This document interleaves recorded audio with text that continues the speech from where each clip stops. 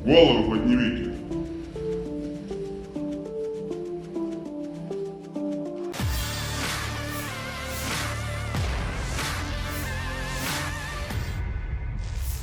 Prajurit Rusia merekam suasana saat belasan pasukan elit Ukraina berhasil ditangkap dan diamankan di dalam sebuah bangunan gelap.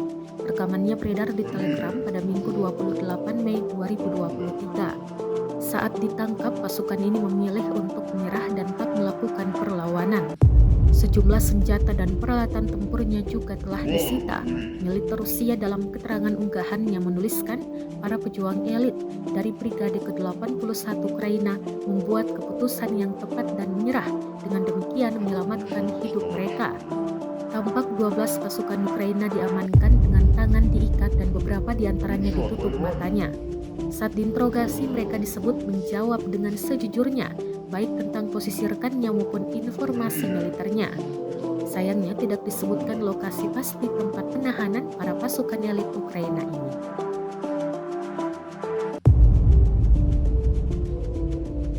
Голову поднимите.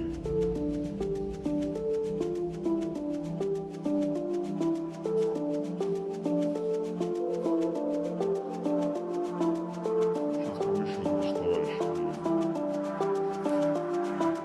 Rusia melaporkan secara total 429 pesawat Ukraina, 235 helikopter, 4.357 UAV, 424 sistem rudal anti pesawat dieliminir sejak awal operasi khusus. Sementara itu dari kubu Kiev, Kementerian Pertahanan Ukraina melaporkan 400 tentara Rusia dieliminir dalam sehari terakhir.